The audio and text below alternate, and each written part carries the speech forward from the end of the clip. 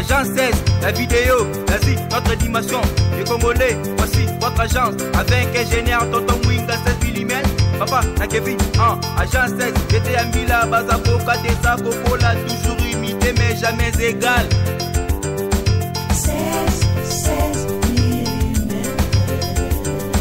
16 mm. 16 mm.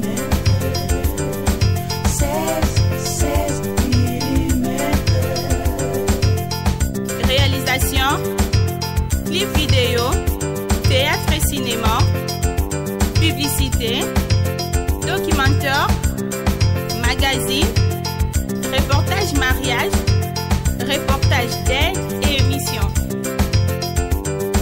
16 mm. 16 mm.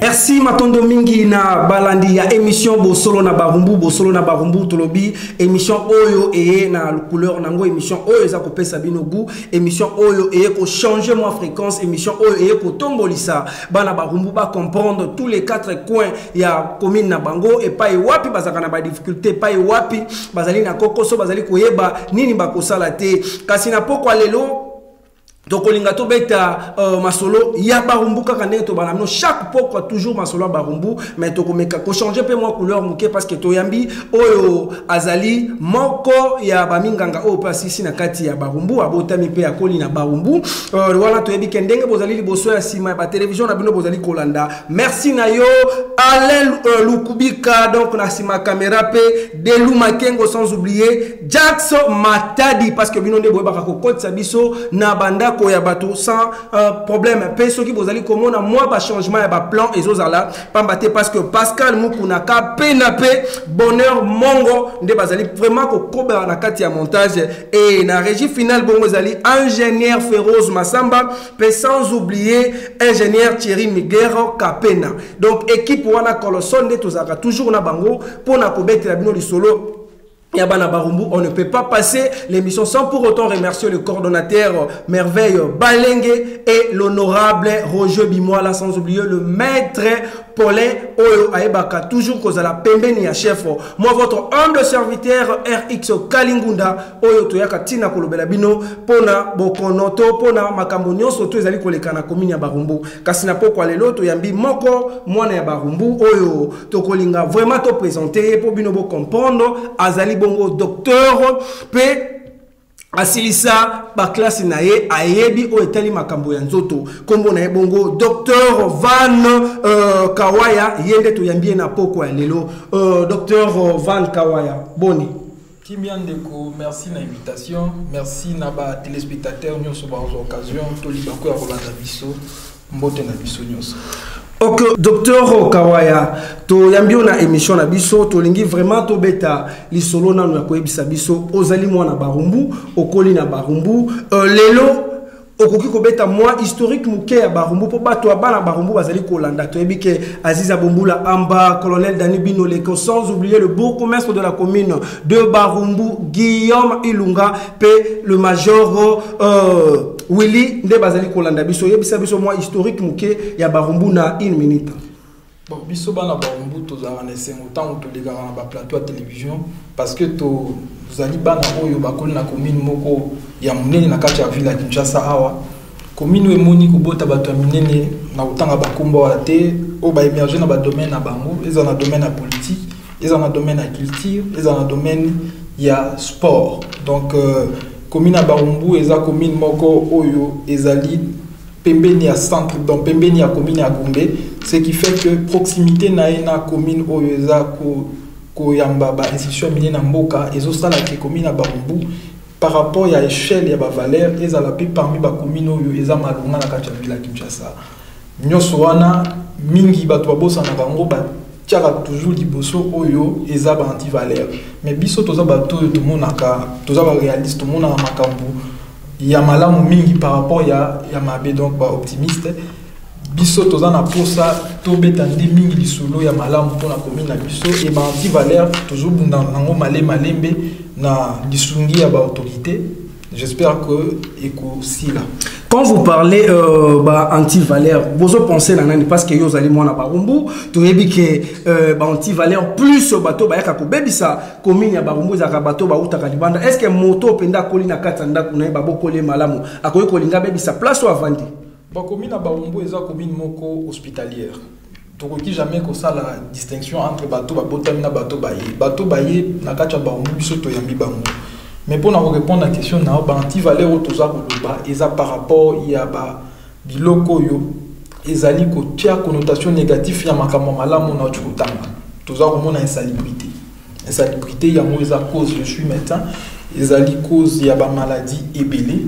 Donc anti-valeur ça veut dire batu oyo baza censé ko bunda pona été propriété ezana kacha komi bango wana nde susu ba kozwa ba salité ba boaki na ba eko na ba kanivo olie ba kombola balabala je sali ba konzi asika mboka o bazana politique ya Kinshasa bopeto na biso na commune na Barumbu tokoki kotika la simate ezala kalika ba konzi te eza pe population akota likambo yo esunga ete chaîne wana ezwa rupture te Ningise outil pas bakonzi, biso na komi tozo bunda contre insalubrité, tozo bunda pe contre anti-valeur ou chouchuneti phénomène kuluna na ko senga ete ba jeune o na gacha komi na ba mu batalande bizali ya ba kuluto ba kenda liboso na mpifo na mayele na sagesse pona ete to bunda komi na biso ezwa ba valeur mingi na bana na bango ezala bana o babotami na kacha Barumbu je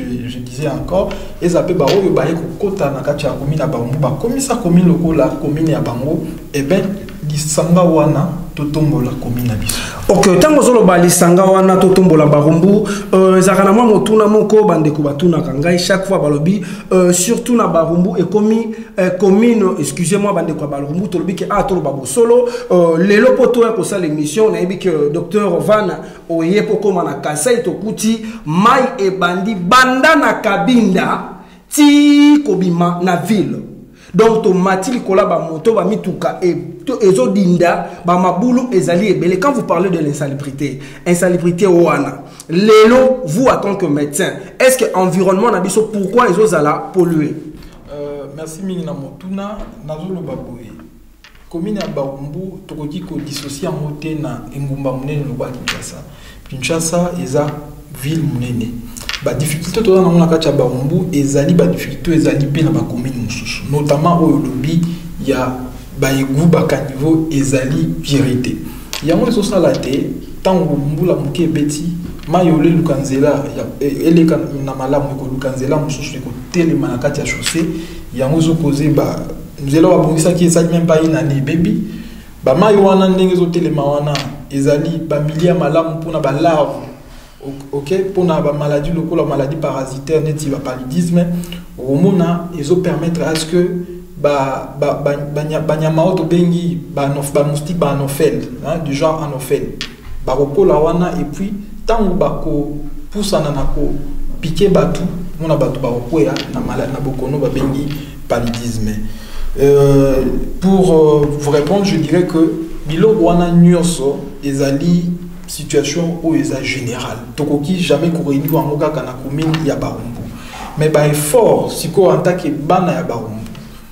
Et banda na niveau ya autorité urbaine donc gouverneur de la ville et qui ta na niveau ya ba bourgmestre et qui ta pas ba chef de quartier, ba chef de rue d'avenue na ba leader bana ba kenda ki ba classe ba ekola ba minga nga bazali ba ingénieur bazali il faut ndeto sangana poto bunda yango wana ba initiative nyonso e ko permettre à ce que to pesa moi solution atandambu na ba problème wana faut normalement to encourager ngo bana nyonso ya Barumbu bana so commune ya Kinshasa bana ya Kisasa nyonso il faut ba kotalika mwana poto permettre à ce que milieu na biso e koma malamu milieu na biso e koma malamu.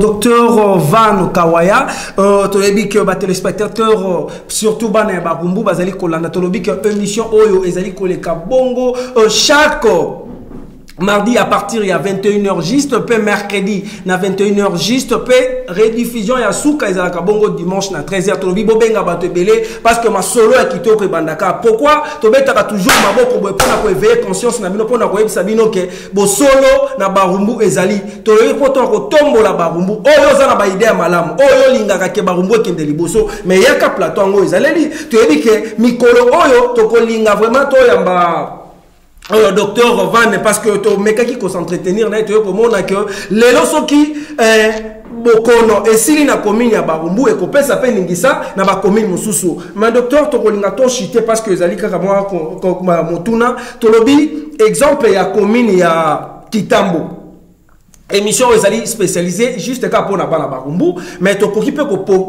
copier ba commune mususu tozui son excellence monsieur le ministre ya environnement provincial monsieur Ilito na ndenge a salaki na commune na ye ya Kitambo alobi une parcelle sans salité donc soki ofungoli caniveau na yo ofungoli toilette et que kaka pamba mai ya pamba kaka ya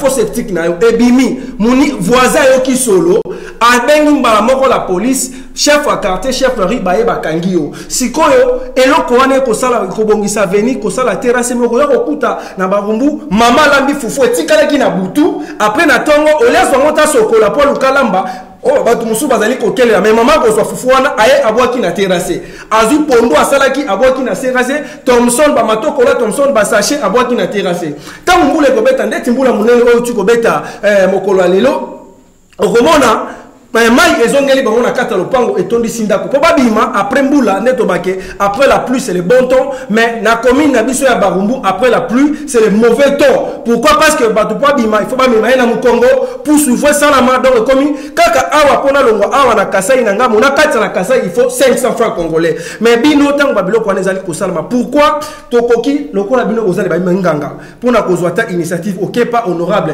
Roger Bimoa lo bineke honorable biso ba minganga to sangani banginganga nyoso tu ya commune na Barumbu to ba juriste nyoso ya commune na Barumbu bo sangisi bato ya mayele oyo bo sangana na Barumbu boye bo pesa idée ke pour que Barumbu na biso kene liboso tala soki tu to zu exemple boye to ko koma na nini boye salité kozala te et kozala moins de malade pour que biso ba minganga to zo pétant ya ko soigner quand même pas malade mususu parce que to za kaka toujours na même maladie o to zala kanango chaque fois ezali kaka malaria typhoïde ko ezali ba maladie o ezali ko ya na ndenga salité yo tant que munganga makanisi na to koki ko sala ndenge nini pour que Barumbu salité ezalate na lopango moko.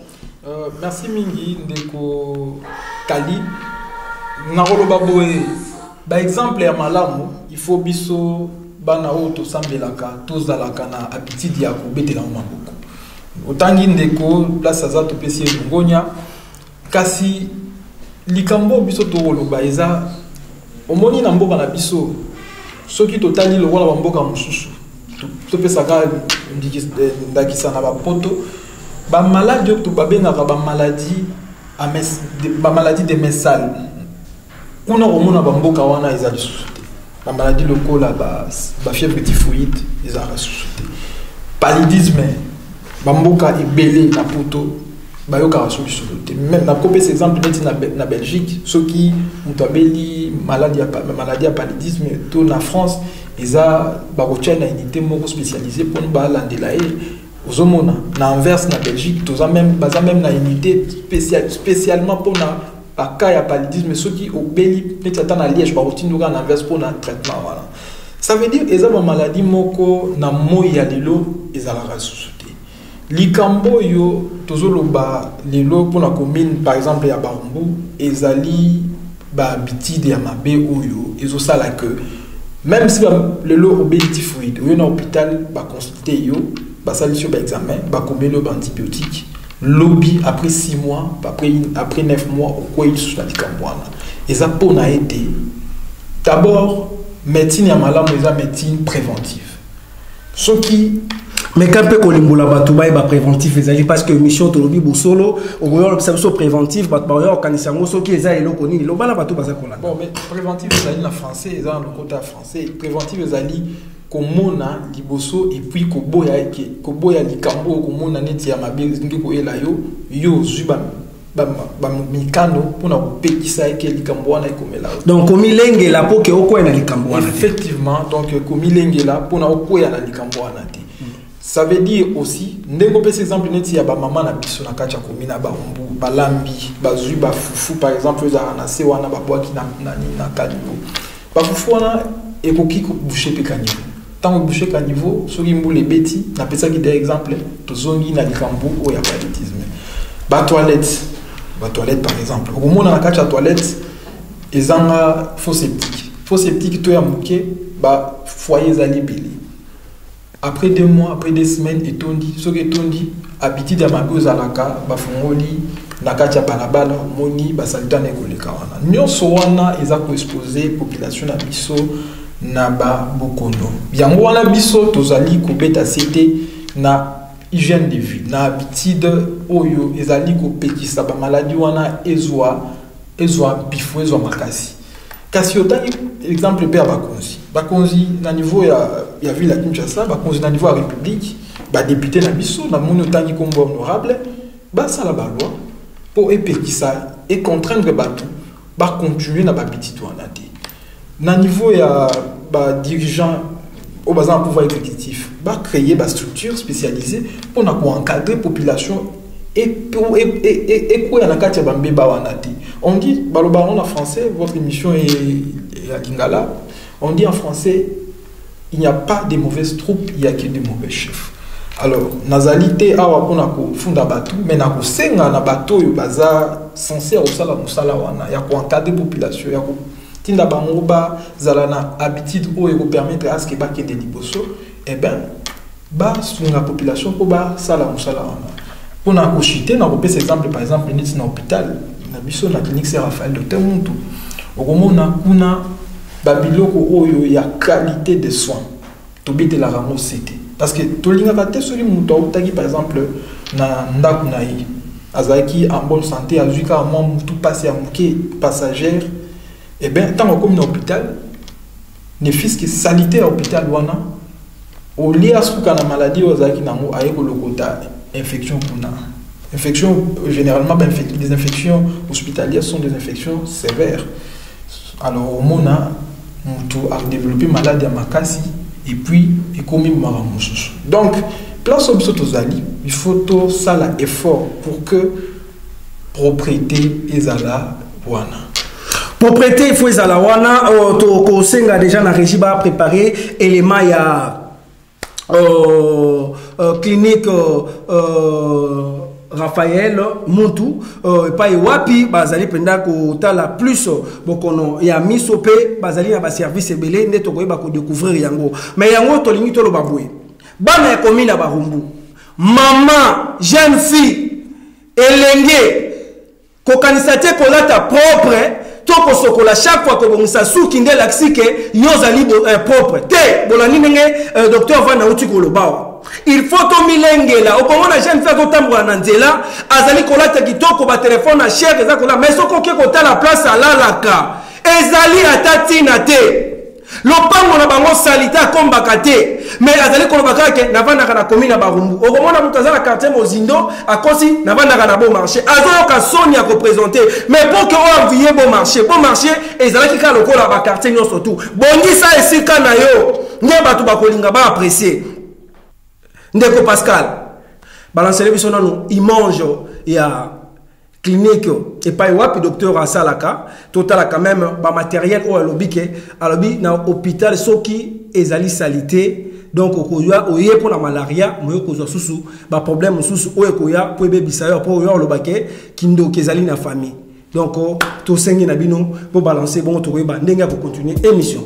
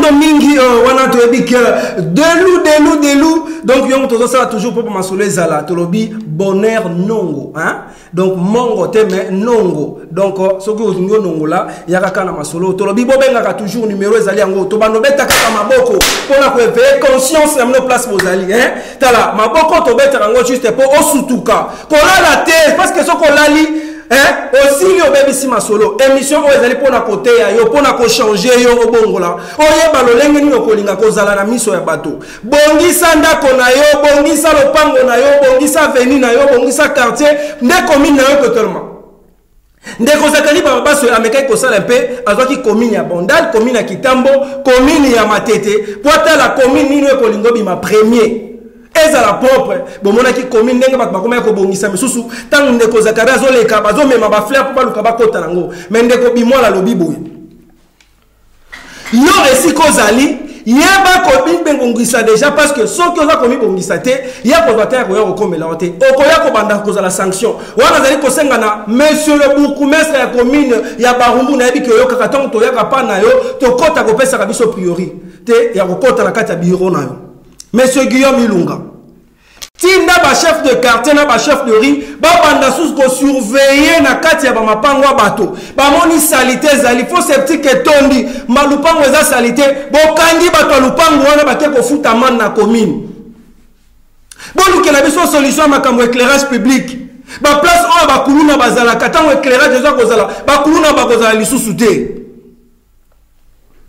to tu kolanda image ya centre na bino totali vraiment propriété zali na kati ya centre to moni ba matériel ozala na kati ya centre pe to moni plus ba manette so kolinga to beta pe moi lisolo wana metero na obeta la biso lisolo pourquoi bino bozali bana ya Barumbu mais vous préférez que nous soit bijou ya bongo pour que ne ko chango na kala. Merci beaucoup Ndeko Kali. D'abord, nous avons félicité l'équipe Nyonso et la clinique Saint-Raphaël, Dr Mutuna Moussala ou Barusala, parce que qualité à soins na Nyonso Lubia Malamu, ils ont mis Bali, na Basio Yobaza, Kolalate, pour na Moussala Wana, na Pesimbote, na félicité messieurs Pojika Montou, na Madame Patricia Dusombe. Je le salue à passant, hein? Maman Mondele. Na l'équipe Nyonso où tu travailles na Bango, docteur Diasiloa, docteur Salabo, Bango Nyonso, na pesi Barombo te place Barozwa Libako Olanda Miso. En tout cas, biso tozali bana ya Barombo. To sali hôpital na commune ya Kasavubu, Kalamu. Na commune ya Kalamu na côté Matonge na Carrefour des Jeunes. Et ça, question moro piège dans le monde de Bokali aux Arabes. La question makasi menaroloba Barumbu, oui, mais Kinshasa, oui aussi. Donc, bana ya Barumbu, o bazana Barumbu, o babotem na Barumbu, les lopes bakumu fana na Kasavu. Bana ya Kasavu, super babotem na Kasavu, bakumu na Barumbu. Donc, hôpital place tout en Mouana, ezali centre-ville. Donc, ceux qui montent par exemple, na commune à Mongafula, on soit transport, mon cotomi balé à commune à Victoire, et permettre de comme à Carrefour des Jeunes. Ceux qui montent à Outi Gombe, à Koki Koya, à Zuka transport, mon comme place wana, et zola qui sate, biso tozane na posa, aux alamona barumbu, aux alamona barumbu, biso kata isebeka ya kosunga population congolaise na pesa par rapport à la qualité, ne toponaki place wana par rapport à accessibilité na au moins le matériel nous sommes dans la cachuana ça ne sert à rien sur le matériel on est avis la qualité de son on a na personnel ou baza mais apparemment matériel on dirait déficit bino to ba doté bino bon na si ça pour na banda qui l'idée moko boyesi qui maté ba matériel wana nyonso na personnel ou baza wana ceux qui population zo bénéficier en té au komona ki aux en litomba moko. Donc, biso, tozan et sengo, ils ont la place pour permettre batu nyonso, bazana facilité à comment. Na question non obtenir ceux qui ba déficit biso, to ba kabine biso. Clinique Saint-Raphaël, ils alli œuvre philanthropique, ils alli entreprise médicale, donc Babylone tu dans la katwana, ils alli effort, il y a ba initiateur, il y a hôpital, on a appelé ça il va mon beauté, ils alli payer sacrifice na professionnalisme, il y a personnel dans la kati. Ils ont tourné, ils ont permettre à ce que les logos, les logos sont pour la bien la population congolaise, pour la bien la population quinoise et zala wana mais kasi soki batupe balobi ke non ba osonga biso to boyate na likambo wana pe biso toko beta maboko pona tozomona ke peuple congolais lelo azana difficulté à kozwa soin de qualité ozomona bato belé bazokende mikili ya libanda pona eloko moko boye soki ba matériel ezalaki na mboka ba professeur d'université ya mayele bazali ba formaki biso pe ba o bazali kokola na science soki bazali na ba matériel wana ko permettre à ce que bango pe basala musala pona bien ya population congolaise. Ok, merci beaucoup. Tozo Pesapenda, Monsieur Claude Moutoupe, Madame Patricia Kisombe, na ndenge bozu vraiment likanisi ya kosala clinique ya kitoko. Bongo clinique oyo ko permettre batonyon surtout bazwa esika bakoki kolanda soin donc bato bozaki kozanga place à kozwa soin donc vraiment na barumbu asali eloko malgré akeko chango kuna alobi ezali pour la faciliter mon tonion surtout à kende kozwa transport donc na victoire exemple aussi quand juste on a carrefour de Gênes et pas wapi oyo bokoya po bosala ba examen na bino bolobi ezali kaka pona bokono bo kuna za spécialisé kaka pona misuto bozali na ba service misusu. Bon, merci mingi de Okali hôpital na biso ezali hôpital les a organisé za ba département ebele ezali na o le bio na pomona ki manette to mona ki manesse na image du leka. Ils allaient service à ophtalmologie. Tous allaient, en tout cas, je crois, dans la ville à Kinshasa, ceux qui battent à mi-balé, tu as sauté, donc on dit qu'on a top 5 par rapport à matériel, tous en la capacité de leur intervention ophtalmologique avec un microscope ophtalmologique. Tous ont acquérir appareil à phaco laser, où ils ont permettre que tout ça l'intervention chirurgicale, donc ça l'intervention après quelques minutes après au commis bien au Kinandako. Donc ça veut dire que l'ophtalmologie est une valeur ajoutée à Clinique Saint-Raphaël. Mais tous allez pas de service, tous allez la gynécologie avec une table gynécologique, tous allez na dentisterie, au monde avec majoana, tous allez dans laboratoire moderne, tous allez dans matériel. Il y a dernière génération, sans servir autant de matériel là, mais bateau et bakoya. D'ailleurs, je lance un appel tous dans la campagne Mokotokosa la Kalaté, campagne pour le dépistage. Il y a drépanocytose, il y a beaucoup de mabé pour la population, ils ont mieux que les parents. Docteur Van, le temps où vous allez drépanocytose, bande komingi bazali ko comprendre le toko ko limbolango vraiment na lingala pour comprendre beaucoup de wana ya drépanocytose. Oui, maman ba bien pour maman ndi bazara pembeni na bana tango nyoso. Drépanocytose ezali ko babina anémie SS.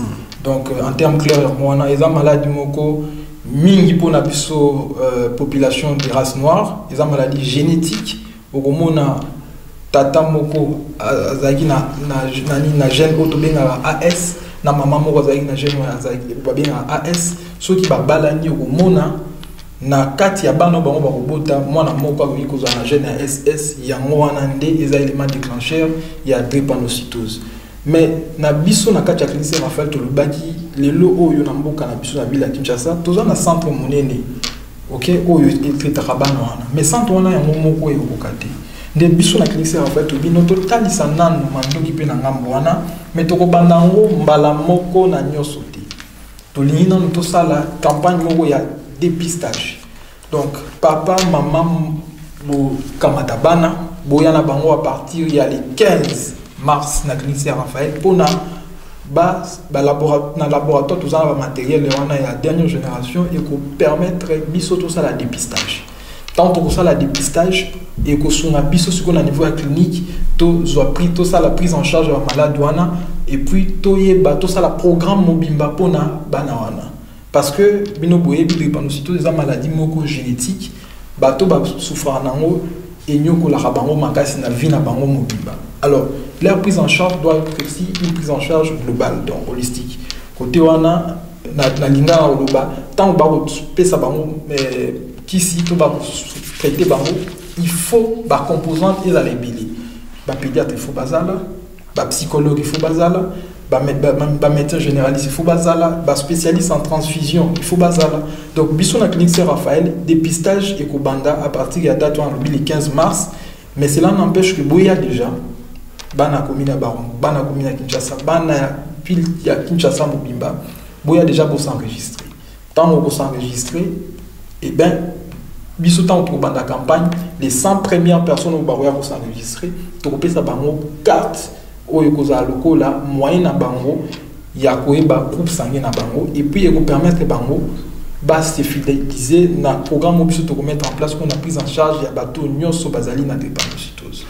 Ok, merci beaucoup. Tozali toujours Kokoba. Merci na yo Alain Lukubika. Merci na Delu Makengo. Merci na Jackson Matadi. Merci na yo Pascal Mukuna. Merci na yo Bonheur Nongo, Féroz Massamba et Thierry Migler. Sans oublier le cordon Merveille Balenge. Tolobi radio-télévision universitaire Salitis Tobi, première chaîne universitaire Yango Eza Ertus. Tozali pour rappeler bino toujours que émission Bosolo na Barumbu et les Kakabongo chaque mardi na mercredi à partir de 21h pile na Ertus pe dimanche à partir de 13h temps ba utaka culte au Zongi au Vanino Kolanda. Émission la biso. Tolingi to so so moi tant ko souffler, je crois que tu nous rappeler artiste comédien Nyon surtout oya ville Kinshasa oyo bayebi qui est déjà ndeko babi ndeko Ladi Kitambala akufaki nzoto na ko bima bongo le 29 et kozala vous allez toujours discuter pour na et si kanini bakolinga ba le yango wanto pesi équipe mobimba ya ANTPCP Pakosiko sans oublier Tokanisa ya président JP Massamba, Maman Sandope, président Masumu, équipe Mobimbo, vous allez toujours soutenir. Tolobi sous bon guérison na yo, artiste, comédien, ou azali na Saint-Joseph de Cométéo, azali na maladie, pe lobby ndeko babi mataya ou asalaka théâtre et pas un groupe na comme on le meilleur de babi ou azaki bon ndeko Jonker asalaki bongo accident abukanaki na lokolo donc abukanaki na lokolo tozali kosenga soutien na batonyo surtout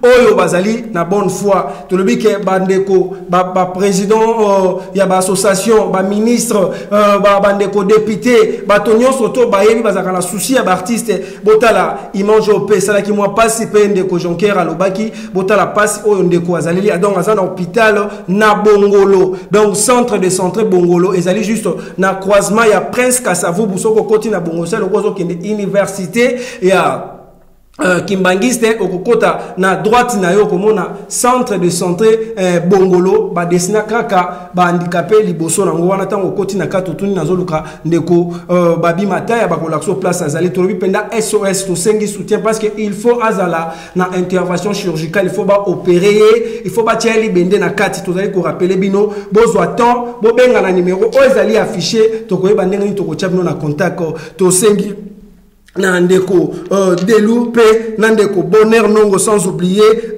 Pascal Mukuna bo mekampe ko balancer les biso élément oyo toyebi nenge to kozonga na sim ba fan na biso surtout aux artistes na bino Papa Joker le général du cinquantenaire vraiment au babara likambo zo assez mutu Papa Joker to ko le makamba wa ndeko na ngai le passe na ngai mwana ngai Babi Mataya a salaki accident moko eza grave pour une intervention donc de la quoi na moto donc beaucoup eza beaucoup dans le polo donc finir donc je crois que résultat yango ya scanner notre à Kotaki yango ya radio pardon donc à partir de plus à Wande, ils ont beaucoup de lelo. Donc, on qui bon, les Kama et Zouye, c'est un père de famille, un père de 3 enfants. Vraiment, tout ça, on a bandé beaucoup de sur son artiste. Bon, c'est la tête que non, voilà, je crois que Babi Mataya a ce pays Sabino. Dans le groupe le meilleur du monde, il y a Papa Joker, Ernion sur la Gaïa à 0, le bon voisinage, Matin à Kinshasa, donc ma pièce est belle, ma balle à Kinshasa, donc je crois que vous avez un bon souvenir naïe, c'est ça, pour tout le reste. Je crois que dans mon poussé, vous avez un numéro Oyo, vous avez un numéro 089 73 46 134. La Bandeli 089 73 46 134. Vous avez ça à Fossel 0900 27 33 92. Je crois que ceux qui ils ont cette intervention de tout ça, ils ont pas opéré pour le colo, ils ont bien. Donc un déco, oh nous sommes vraiment tout ça. À la carte hôpital de Reboucheté, benga na numéro Oyo. Je crois que Oyo vous avez $20, vous avez $100, $50, parce que les sommes peuvent être moins mingi. Vous avez surtout faire la bino. Nous avons les lois de Rodadi, nous avons des commissions à Zobé, la bande de météo, donc toujours vivre le cas la bino. Vous avez bien Moussa Nabiso à arriver ça la main, ma sponsor est athée, sponsor Nabiso et comme bino, na maman Nabiso, maman Olive. Donc, papa, je vais au soda, apôtre Moutombo. Yeyo. Tout ça là, il peut être un maman et maman qui peut bien. Je crois qu'il faut comme là. Attends, un bureau, moi, maman Olive. Il faut comme. Pour maman, on l'a n'arrivé sur mine, vraiment, je attends à yo, il y a pour l'agneau, tout ça là. On l'a n'arrivé. Et vous allez bien, au tien de le beau, vraiment, l'agneau sur eux, vous ça là. Zambia, oui, on va essayer la vie. Je crois que si vous avez besoin d'un message, et comme la bande de Yamte Mamala, oh, Baïba qui babi mataya, oh, ya papa Joker, de mon avis sur l'accident, c'est grave, à Boukani Mkoua, Femi, oh, et à Boupende, les autres intervention à l'école. Je crois que ceux qui m'ont un extrait, oh, vous avez un joueur à papa Joker, je crois que vous voulez aussi référer à lui. Nous avons pas moulé.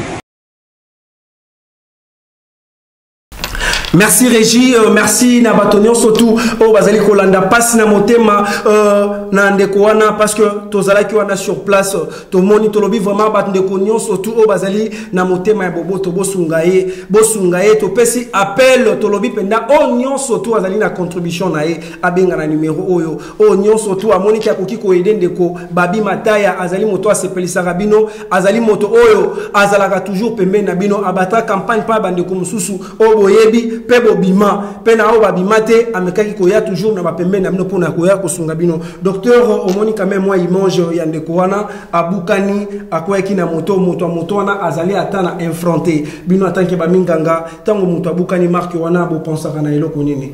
Bon, d'abord, il y a accident, il y a transport de circulation, il y a accident, il y a trafic routier, ils allaient cause il y a situation météo de la kissa. Mais ils sont à l'hôpital, tous allés pour la population. Donc, ceux qui ont un problème à un hôpital, ils ont tous la capacité à prendre en charge. Pour la reprendre en charge, il faut makoki zala. Mais pour la plupart des fois, nous avons lobby, neti moto azali na moto, azana makoki. Yangoana, il faut les lots bakonzi bakanisa na oba bengi assurance santé. Ce qui peut bakonzi, nanu makoki koka ekomi nanu te pona kosala yango. Biso moko population, tout ça la mutuelle de santé, neti biso na clinique Raphaël Temontou. Tozali na ba commission je m'excuse na ba mutuelle de santé ou ba travailler na biso ceux qui déjà dans la mutuelle à bongo et que likambo bongo komelio ou le bisika de no manga na clinique Raphaël et ben tant on boya la carte na mutuelle to prendre en charge et ceux qui au senga ekite to tinda au place musu to biso libanda mboka to e bande ni sala donc les apasi mingi to ko souhaiter prompte guérison nzamba sunga ba minganga ba soyez en charge pour que Likambwana et soit solution. Ok, docteur Van Tozali ko pousse na pena pene ya suka ya émission na biso tolobaki plus pona tomona ki vraiment manette zaki intéressé wana na yebi que ndeko Pascal atuna ki ngapena mutuna lobi que ndeko Kali mais kampe ko tuni na biso docteur Van Kawaya ninga ko ya na émission parce que tomona ki mama manette mingi tolingi toloba est-ce que salité et ko kipe ko bebisa miso ya moto pozo bokono wana po ala ta manette. Oui, na va répondre on de Kali. D'abord avant de répondre na le manette au mona ki wana ezali kaka ndebe échantillon. Moni na caméra de surveillance na biso zo mona côté moko bato ba rosa musala. Place na ba rosa musala et uzana cabinet d'optique ya monene donc na ville à Kinshasa et uzala parmi ba cabinet d'optique ya monene. Place wana ba manette oyo kozala na ya qualité ya malamu parce que tozo mona lelo oyo ndongo tuni quelque chose que ceux qui salité pesa raboko. So ika muto qui passe na miso ba moko akei asombi net na alati bongo eza malamu te nazo déconseiller en population. Il faut oya na hôpital ophtalmologue atali yo asali examen amoni ke non yo koikola ta manette te yo photo opérer on attend ki ba parler zo sala opération na hôpital na biso. Je crois même intervention pour faire une image yo il faut la ta manette il y a dioptrie il y a telle unité wana ndi malamu. Mais par rapport à question na so ki salité pe ça beaucoup et na miso effectivement salité pe ça beaucoup na miso Monsieur Zali o baminga mwinda ya nzoto ba maladie moins mingi et ya babusukaraka na complication oculaire zomona. Donc pour dire simple ba maladie ya misu o uta na salité ezali moins mingi na salité ozomona ba poussière aux autres ni nanzela sur les côtés na misu ozo traumatisme ya na misu donc ezali pe cause ya maladie. Voilà pourquoi j'insiste encore pour la population Barumbu, il faut tout paiement, tout bunda pour na été environ un peu à la sain pour que la maladie à bongo et zala mingi na katina biso. Ok, dernière question, et la question actualité, tu mito tout na olo balabiso na moi quelques secondes. Rond-point oyo monsieur l'honorable ya Barumbu et place wa pasala na Kabamba Rwana nenga sala activité. Est-ce que okoyi kolobela biso pona moi na langage moko moké soki ezali malamu to mabe parce que to baki toujours to ba bosolo na Barumbu pe olobela biso lisusu moi moké pona makambo o etali baso de mouton. Est-ce que saut de mouton ndé yango ezali cause ya bambouteillage to saut de mouton ezali cause à temps pour que e ba kosila te to yebi tango bandaki mais tango kosila to yebi te. Na félicité d'abord honorable Bimola pour l'élection parce que nan nos occasion te na PCP Mbote kasi biso na niveau commune à Barumbu population tant to koleka bazolo ba rond-point wana neti na kopesa exemple pour na ngamoko rond-point wana tant biso to kola ki zali place moko zali nango polili. Mais ce qui makanisi honorable zali pour na kobonisa yango, je pense que il faut respecter la sécurité de la population. Tout le monde est en triangle. Ceux qui placent à Bongo, activité comme intense, et qu'il y a un accident de circulation, ceux qui ont ramassé place, et vous avez perdre des vies humaines pour la population, ce qui n'est pas intéressant. Bon, les des moutons, en tout cas, bon, je pense que embouteillage dans Mboka, même na pot na mikila pot zalaka, ba difficulté bazaki na au niveau ya ba dirigeant pour na ba entreprise au besoin de contrat pour na aussi c'est un mot. Je pense que si côté qui ba solution zoami, mais difficulté mon les bezaki programmation. Toujours par exemple sur des moutons à côté à Tchangwana. Depuis ba fongo la ki banzela ngambo na ngambo monike embouteillage ici. Donc ils ont aidé à malam pour na éclat en Mboka na biso. Mais ceux qui battent mieux sur banda na ba konjiti na bato yo bazo ba kozala bénéficiaire ya eloko wana ba pesina bolingo mboka ba longoli kanyaka ba longoli détournement hormona likamwana kozala nango yolika na kimia. Ok, mot de la fin et comment au moni émission na biso pe chaîne na biso artiste na ndenge to ambio. Bon, merci d'abord pour l'invitation. Na pesimbo te batuno so bazuli bakwa Rolanda biso. Na félicité radio télévision universitaire eza chaîne universitaire eza pour na ba universitaire. Na musala beaucoup sala. Na mon équipe moko jeune mais jeune avec professionnalisme. L'expérience yaka au fur et à mesure batu ba osala musala. Na pesi bino longonya pe na souhaiter bino bonne chance na musala oyo. Nzambe apesa bino maele pour na bokoba nanzela oyo boloba kaka bosolo ndenge bobani nango bokota na compromission moko inutilité pour na été mboka na biso et bénéficier na maele oyo za bapesa na pesi bino merci. Ok, merci beaucoup. Tu allez toujours pour éveiller bino, tu allez toujours remettre la bino maboko tolobi boye. Yo mwana Barumbu. Na lobi yo mwana Barumbu, yo mwana Barumbu. Makanisi weza nini? Pourquoi vous avez conscience de Yakolamouka? Tout ça qu'on vient limiter, tout ça qu'on vient Gombe, tout ça qu'on vient Bondal, tout ça qu'on vient Kitambo, tout ça qu'on vient ma campagne, tout ça qu'on vient la commune Songolo Pakara. Pourquoi Biso Moko Tozolinga Tozo les devant pour na kotambu sa commune à Bisoté? Ce n'est pas le bourgmestre ni le député qui viendra pour accompagner le lupangu, pour accompagner le lupangu pour qui m'a bokono. Tant que vous avez une initiative nandaku na yo na lupangu na yo, on peut profiter bandeko bazali na porte ba mapango landi, ba kolanda pe makanisi na yo. Mais tant que vous allez continuer la salité, vous avez déjà que mutu wana umeli salité, ba kobenga yo ndoki. Ozandoki?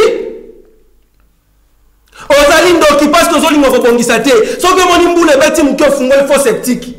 Après mbula mwe katani, allez, obebisi aveni mobimba. Ofani nanda ko kolamba pondu ozuba biloko no, oyeko boka ngona butu, poubelle ezali bato pusu bazali koleka. To yebi ke ensemble pour barumbo bazana poto, bazwa ki initiative ya ko pesa 50 chars ba pusu. Malembe. 500 fois congolais salité nostre sili. Patrick Messo na Paris, Christian Bangono sur CG azali na Kinshasa. Tozali koloba la bino ensemble ndeto koyeba totonga barumbu ekende liboso. Monsieur le bourgmestre, monsieur le député à commune à Barumbu, bango bazali déjà pas là, bango bazali koya malembe. Bango ba kanzete te la mukolo ko Barumbu ebongi te. Ensemble avec un de toye baneli to bongisa Barumbu. Yo vani na katandako. Ozo bebisa. Ozu courant na yo zali ko kabolango de gauche à droite, de l'est à ouest, de nord au sud. Ce qui est ziki, après on dit que ce n'est pas de l'autre côté. Maï régit des autres personnes qui sont pas se servir nango. Mais on confond la mot tout mobile matin, on va snell bakoy, il y a régit des autres bakoy pour bâtir que l'autre facture, il y a dans une loi au tien liboso. Vous allez quoi pénaliser batou sous bazala. Maï ko bima butu et bébé c'est à venir. Bon initiative bien ko bongisa, le pan ou à venir, peut quartier la biso rokende liboso. Nekola bino ngunda kali boyo motan azali koloba azali ko éveiller conscience na bino pour que bino bozwa mayele ya kolinga ko fungola nzela na bino kende liboso. Ndeko babi mataya tolobi ke tokoloba toujours ti bakoya ko sunga yo si batu ba sepela kana yo ozui accident parce que bande ko ya nzela musala na ko sunga libota na ye mwasi na bana na ye aliaka na to du jour. À part Moussala, à me camper pour se déprier mouké. Parce que les lots, à réaliser sous Satan et l'eau comme côté. Bon, me camper pour Sungaï. Bandeko député, bandeko ministre, ban mécène. Ou on a lancé pendant les bangas pirement et pas nayo. On va bien raccord d'Amboka ya Willy Moucheni. Costa couleur, le PDG, moi, on a vrai à limiter. Bino nyon surtout bozali on a pour nous soutenir boya kotala ndeko na bino député ya ngiringiri babenga l'homme à la taille prophétique babi wana abatra campagne na yo asala ya edi yele hein yonde kumo ba mongo.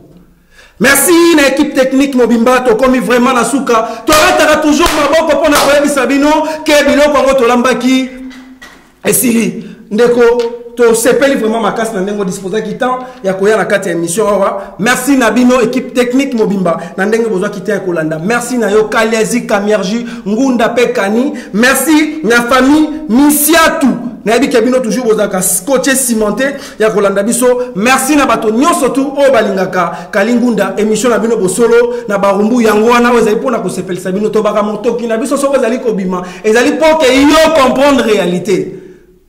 Bientôt, beaucoup de monde ndenge va masolo ko changer. Équipe technique, merci Nabino, ndenge bozai ko commissaire na palais. Merci na docteur Vano, na ndenga disposa kitana ya koya tokozala chaque fois. Matondo mingi de tokuta Nabino na prochain numéro. Agence 16, la vidéo, vas-y, notre dimension.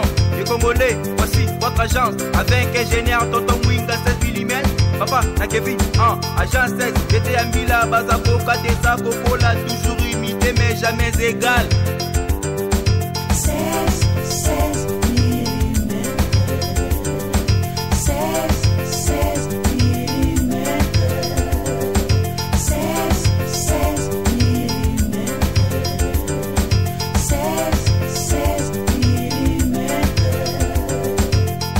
Réalisation, clip vidéo, théâtre et cinéma, publicité, documentaire, magazine, reportage mariage, reportage d'aide et émission.